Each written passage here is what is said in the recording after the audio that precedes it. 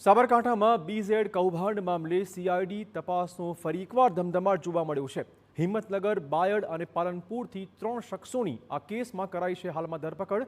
સીઆઈડીએ અલગ અલગ ટીમ રચી 3 સ્થળેથી આરોપીને પકડી પાડ્યા હોવાના સમાચાર છે। હિંમતનગરના ભગવાન ઉપાધ્યાય, બાયડના ધર્મેન્દ્ર જયસ્વાલ અને પાલનપુરના પ્રકાશ વેણની ધરપકડ કરવામાં આવી છે। આ ત્રણેય શખ્સોએ બીઝેડ ગ્રુપમાં એજન્ટ તરીકે ભૂમિકા ભજવી હતી।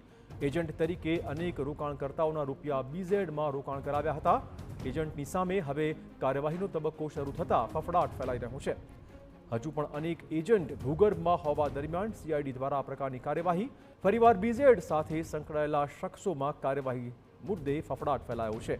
વધુ વાત કરવા જોડાશે અમારા સંવાદદાતા અવનીશ, કયા પ્રકારની હાલમાં કાર્યવાહી?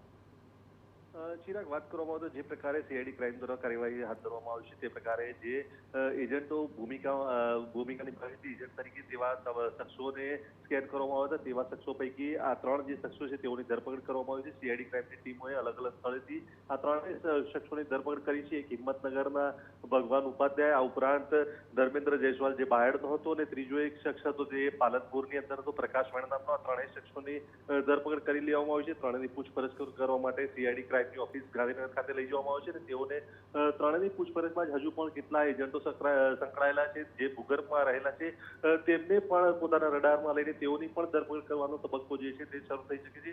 હજુ પણ એવા કેટલાક નામ છે જે એફઆઈઆરની અંદર હતા, આરોપી તરીકે હતા, પરંતુ તેમ છતાં પણ તેઓ હજુ પણ સીઆઈડી ક્રાઇમના હાથ લાગ્યા નથી અને શક્ય છે કે હવે જે સીઆઈડી ક્રાઇમે ફરી એકવાર આ પ્રકારના તબક્કો શરૂ કર્યો છે તેની અંદર આ પ્રકારના આરોપીઓ જે ફરાર છે અને એજન્ટ તરીકેની ભૂમિકા નિભાવી હતી તે પણ સારસામાં આવી શકે છે।